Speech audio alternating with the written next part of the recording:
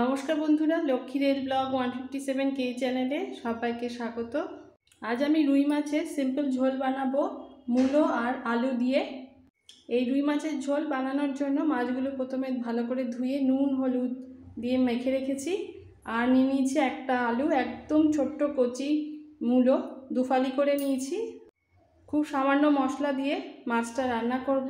সবার প্রথমে মাছটাকে ভেজে নেব। গ্যাস অন করে কড়াই বসিয়ে দিয়েছি, কড়াইটা গরম হয়ে গেছে। দিয়ে দিচ্ছি সর্ষের তেল। তেল ভালোভাবে গরম হয়ে গেছে, একদম ধোঁয়া ছাড়ছে। এই সময় নুন হলুদ মাখানো মাছগুলো ছেড়ে দিচ্ছি।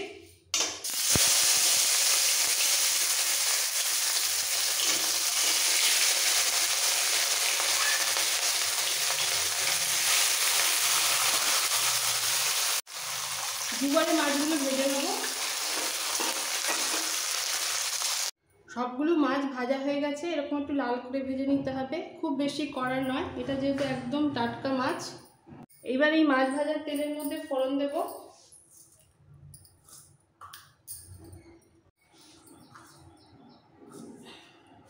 সামান্য একটু কালো জিরে,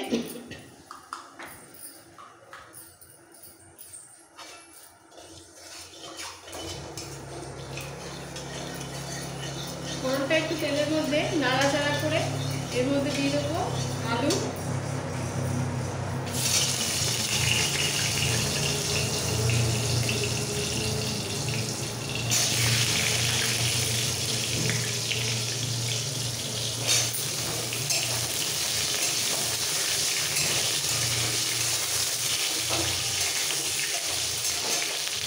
এরপর দেবো মূলো, কেটে রাখা মূলোগুলো।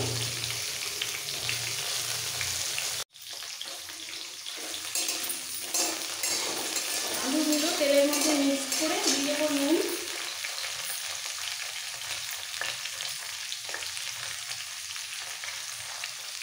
হাফ চামচ নুন,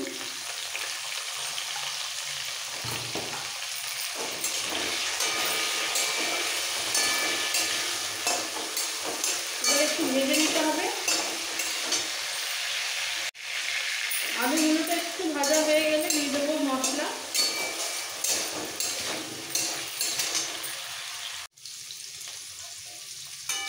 আলুগুলো হালকা ভাজা হয়ে গেছে, এরপর দিয়ে দিচ্ছি 1 চামচ জিরে বাটা,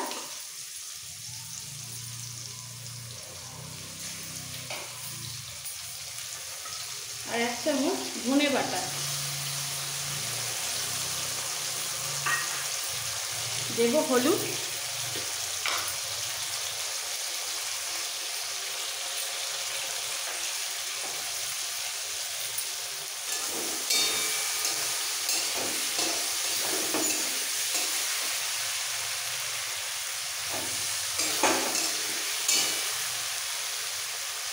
মশলা বাটিতে সামান্য একটু জল দিয়ে এই কষানোর সময় দিয়ে দিচ্ছি।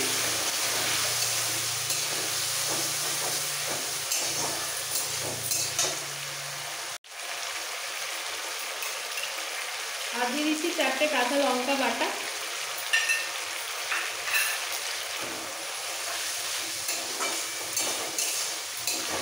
এবার একটু কষিয়ে নিতে হবে।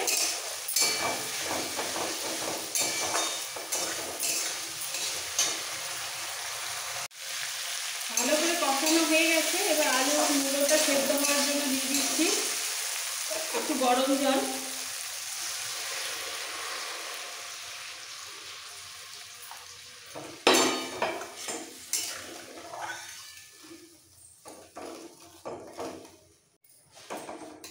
সবজির সাথে ঝোলটা খুব ভালোভাবে ফুটে গেছে। এই সময় ভেজে রাখা মাছগুলো সব দিয়ে দিচ্ছি।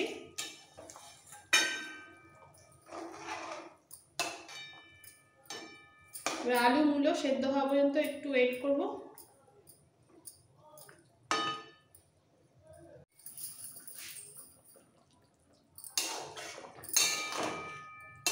আলু মূলো ভালোভাবে সেদ্ধ হয়ে গেছে। এই সময় নুন ঝালটা একটু দেখে নিতে হবে। ব্যাপক টেস্ট হয়েছে, এইভাবে অবশ্যই বানাবেন। আর সবশেষে দিয়ে দেবো 2 চামচ ধনেপাতা বাটা।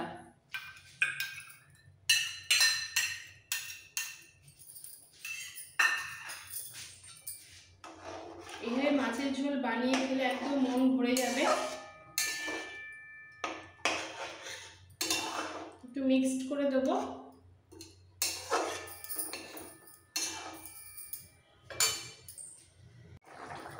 ধনেপাতা বাটা দেওয়ার পর একটু ফুটে গেলে সঙ্গে সঙ্গে গ্যাস অফ করে দিতে হবে। আমার আটাটা পুরো কমপ্লিট। এবার আমি একটা সার্ভিং বলে তুলে নেব। গরম রাইসের সাথে এইভাবে টাটকা মাছের ঝোল বানিয়ে অবশ্যই ট্রাই করবেন, দারুণ লাগবে। আমার এই রেসিপি ভালো লেগে থাকলে সব বন্ধুদের কাছে রিকোয়েস্ট রইল লাইক করার, নতুন বন্ধুদের কাছে রিকোয়েস্ট রইল সাবস্ক্রাইব করার জন্য। Thank you.